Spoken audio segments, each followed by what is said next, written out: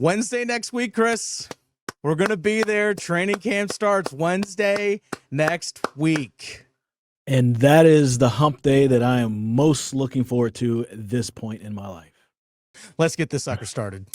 Get dialed in, Panthers fans. Here comes an in-depth look at your team. Exclusive interviews. Locker room insight. Let's huddle up for Panthers Playbook. Here are your hosts, Dennis Cox and Chris Lea. Welcome back to another episode of Panthers Playbook. That's Chris Lea, Dennis Cox here with you. We're back from vacation, and we're ready for training camp. Folks, leave in the comment section. See the tan? You see the tan? You see the tan? Do you see my tan? What's the one area where you're most confident in for the Carolina Panthers? And also, what's your biggest concern going into training camp next week? And Chris, there is a bit of a concern, not just for the Carolina Panthers, but really for a lot of teams around the NFL when it comes to their second-round picks, for at least for the most part. Nic Scourton, the second-round pick for the Carolina Panthers out of Texas A&M, hasn't signed his rookie contract yet. But here's something to keep in mind. Only 2 second-round picks have signed their contracts so far. So it's not like this is a unique thing for the Carolina Panthers. This is something we're actually seeing pretty much league-wide. Yeah, 30 of the 32 second-round picks have not signed a contract. Mm-hmm. You can be a part of rookie minicamp, OTAs, mandatory minicamp, those off-season workouts. However, without a signed contract, none of those guys can participate in training camp. Mm-hmm. So that is going to be something very interesting to watch as we are kind of leading up to Panthers training camp starting this coming Wednesday, depending on, when you guys are watching this. And so, yeah, that's something to kind of think about. The small concern for me in that is not that I don't think it'll get done, because it is. And we could talk about the holding patterns and why and all that. But for the Carolina Panthers specifically, a team that needs pass rushing, Mm-hmm. the last thing you need is to have one of your 2 rookie pass rushers, especially the one that people have the most faith in, being a little bit behind just because of a contract dispute or a contract situation. Now, again, Panthers aren't unique in this. As you said before, there are 30 other guys who are in that, or 29 other guys who are in that same holding pattern. So 29 other teams are dealing with the same thing with their second-round draft picks.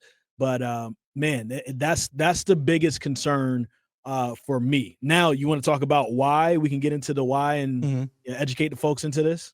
Sure. So the reason why that there's a holding pattern, I guess you can say, for pretty much all the second-round picks, with the exception of 2, Carson Schwarzenegger, the 33rd overall pick, with the first pick of the second round, and Jaden Higgins, the second pick, I should say, in the second round, who went to the Houston Texans. Now, when Jaden Higgins signed his contract with the Houston Texans, 4-year contract, $11.7 million, which is the allotment for that pick, they fully guaranteed it. And then so the Cleveland Browns with Carson Schwarzenegger, who was picked just beforehand, fully guaranteed his $11.7 million. So this was the first time we've seen a second-round draft pick have a fully guaranteed contract. This is the first time we've ever seen it. So now everyone's like, well, wait a second. That second-round draft pick got a fully guaranteed. I don't blame for an agent or a player to say, well, mine should be too. So every pick from 35, or at least close to it. Or at least close to it. Yeah. So every pick from 35 to 64 in the draft, those 30 picks, like you mentioned, Chris, have not signed yet. And there are teams that are actually already reporting to training camp as we are recording this and people are watching it. There are guys that teams have already reported. So that's just kind of the holding pattern. It's just, I think teams are waiting to see who budges first, because then everything else is going to kind of get, there'll be a trickle-down effect when it comes to that kind of stuff. But as you mentioned, Chris, Nic Scourton was at OTAs. He was at mandatory minicamp. He was at rookie camp. He was doing all the things this offseason.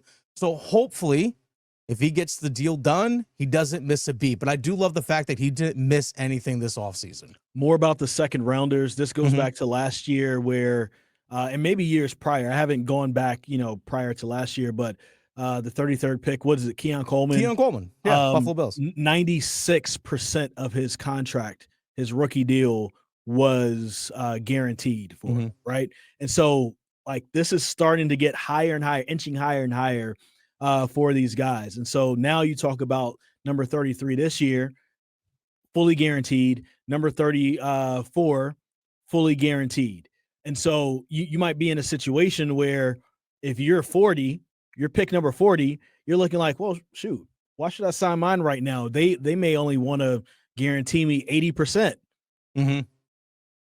If number 39 or number 38 ends up signing something that's 95% or better guaranteed, then I've lost out on possibly, for every percentage, you're probably talking about another $100,000.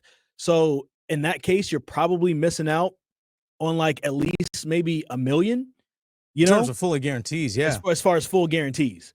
Mm-hmm. You can still probably make that up with, good performance and health, but you can't guarantee any of that. No. So that's why you want the guaranteed money. So that's going to be very interesting to watch. And I hope that, when somebody's listening to this, they're like, oh, well, Nic Scourton already signed his contract. He's going to be at training camp. I hope that's the case. I hope that's the case. I hope we're going to see a lot of movement within the next few days, but that is my little small concern with him as we give some context as to why this is happening for our great audience out there. And deadlines are generally what spurs action. That's the thing to keep in mind as well. Is like usually deadlines are the reason, or what eventually causes these things to get done, because guys want to play, guys want to get on the field.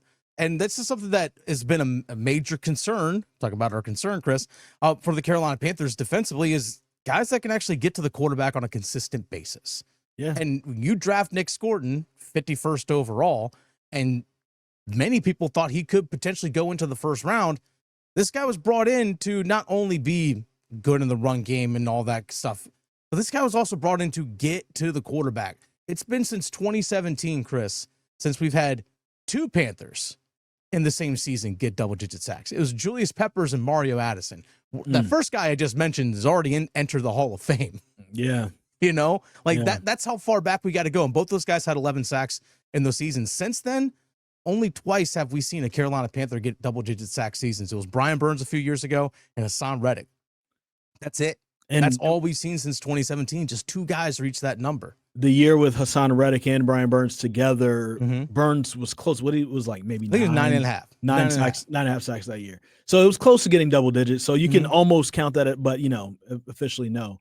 But yeah, that's something that's it's needed. I don't necessarily know if I care if you have one guy that gets double digits, but it would be cool to look up and maybe Nic Scourton has 7 and Princely Uman Mielen has 6. And you have Pat Jones has 8. Pat Jones has 8, and then you have DJ Wanham. Maybe he has 8.5. That then we're starting to look pretty good right there. And now you're saying like, okay, between these 4 guys, 2 with the 2 rookies, it's looking like growth. It looks pretty good. It's good for the future. Then with the veterans, Pat Jones, DJ Wanham, hey, you guys are living up to what we brought you here for. Essentially, and it's looking good, and you guys are gonna maybe possibly can stick around, because I believe this is the last year of DJ Wanham's contract. Yeah, so it is. We need to have that, and also not even just from them. I would like to see Derrick Brown hopefully get his sack total up a little bit. I'd like to see what would happen for some of our interior linebackers if they're going to be sent in on blitzes, and maybe a couple of more sacks comes from those. Maybe even a corner blitz. There was a couple times last year those worked out. What's up, Shaw Smith Wade? Yeah. Can you make it happen for us if it's called for you, of course. So I'd be interested to see if any of those types of things happen for the Panthers as well, so that you don't put all the pressure on the outside linebackers, but those are the guys that carry the bulk of the load for sure. Yeah, I agree with you. There's still has to be, like you mentioned, like on the aggregate, guys chipping in some way, shape, or form. And you mentioned Derrick Brown. I think that's the next evolution of his game. Hopefully he's going to be full, healthy, and ready to go.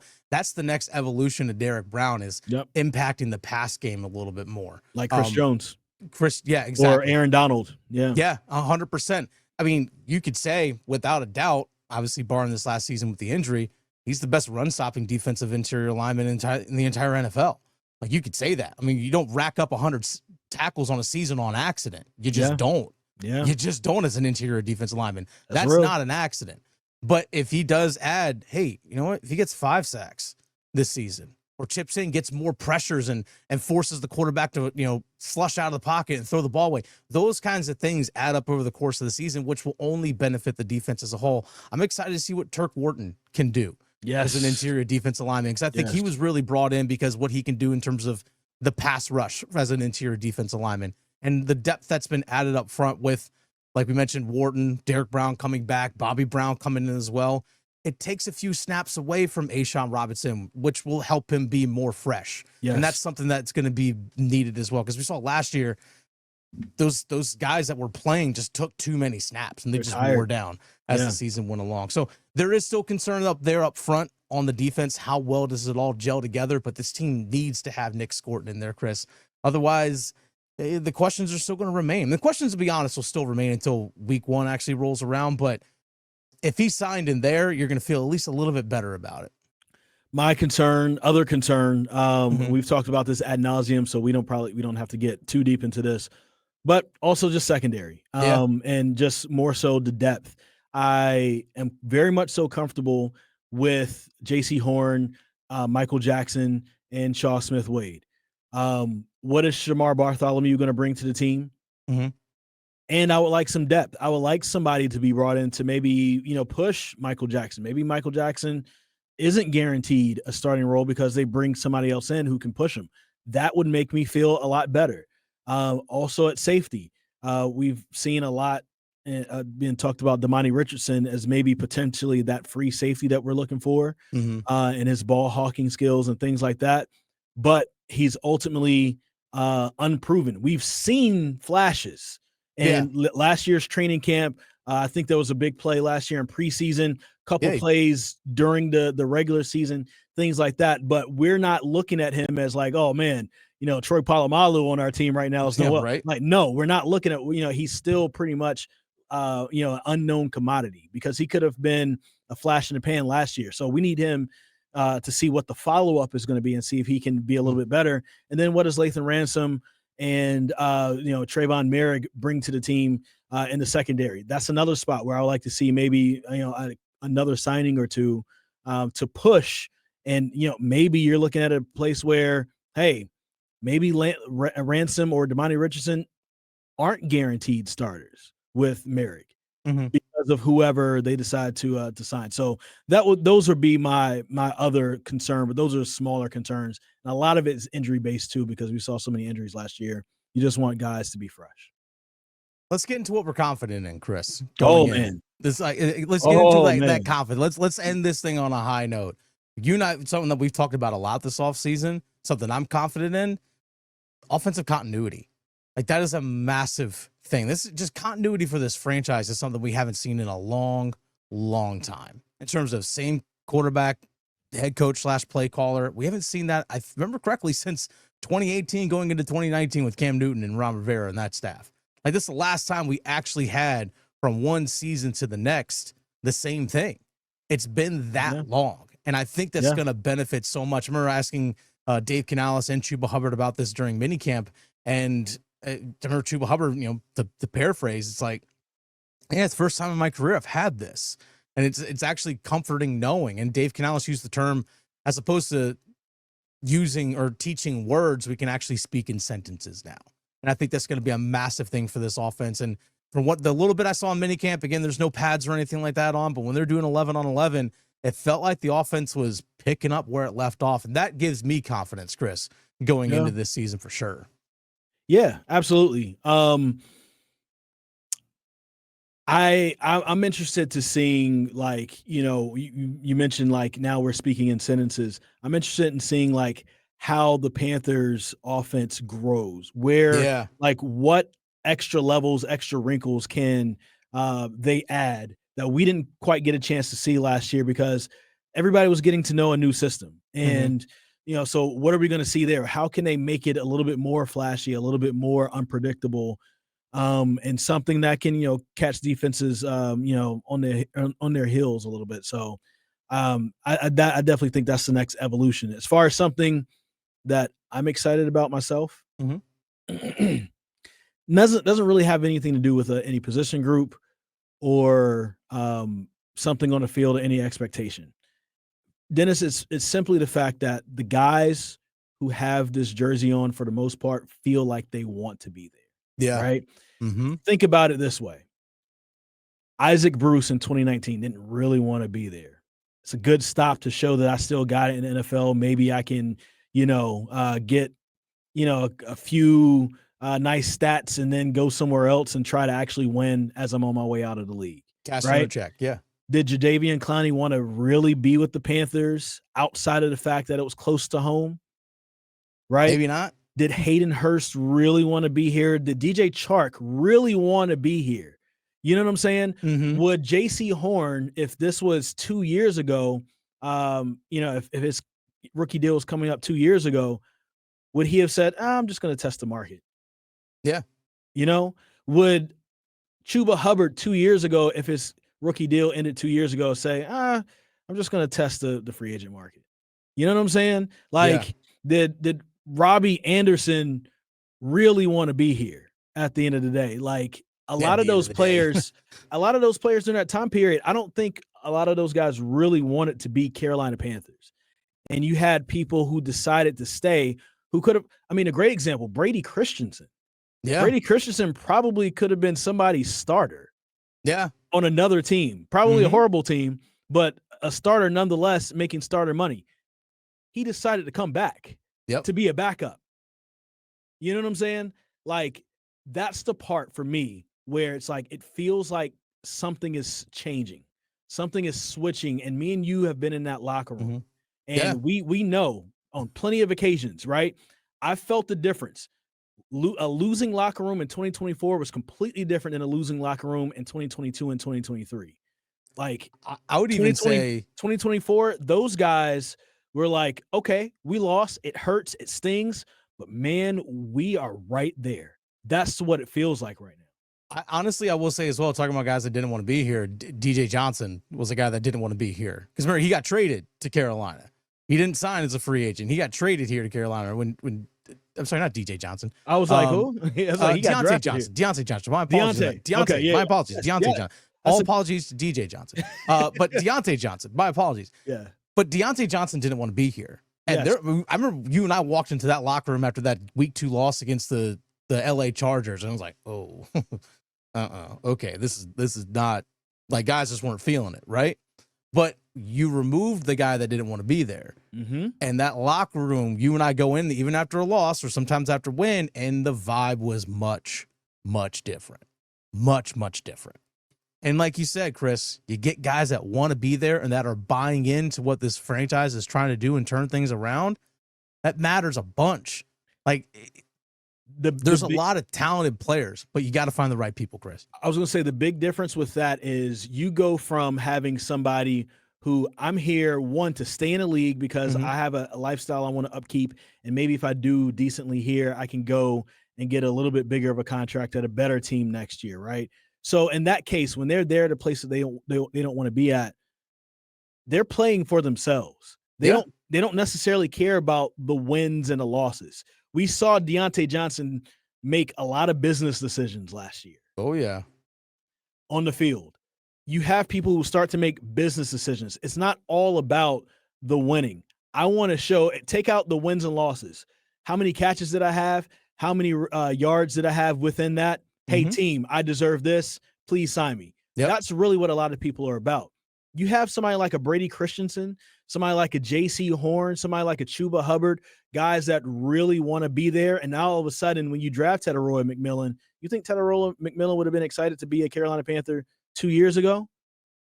Maybe not. He's excited because he's coming into a situation where others are excited. And now he knows that these people are going to play for him. Well, shoot, I got to play for them now. This feels good. Many of us have been in work situations where we can tell, like you, for instance, I come to WRL, one of the first people to reach out to me is you. Yeah. And we started to bond over things that we like pro wrestling. And then all of a sudden we're talking about doing a podcast together. And now it's like, it's the middle of the pandemic. It's uncertainty. We don't know what's going on, but me and you have something that we're excited about. Yeah. It very well could have been something else where nobody reached out. Nobody cared. Whatever. It's this guy from Greensboro. And so I'm like, whatever. This is just a station I'm going to be at for the length of this contract, and I'm out, right? It really could have been that way. Yeah. But it wasn't. And so when there's great rapport and there's a great camaraderie between guys, it makes people want to play better, and it makes a better product on the field. And I'm hoping that we see that equal some more wins this year for the Carolina Panthers. Yeah, I'm excited about where this team is going, like the franchise, the direction that it's going. Hopefully they continue to take that step. And next week, Chris, we're going to be there at training camp. We're going to be there where you and I are going to talk to some players. We're going to have some exclusive interviews, one-on-ones with some players, Chris. I'm looking forward to it. We're going to be sweating like crazy out there in Charlotte because the weather is stupid hot, but we're going to love it nonetheless. Chris, hydrate. We'll see you next week in Charlotte, folks. Yes. Y'all be good.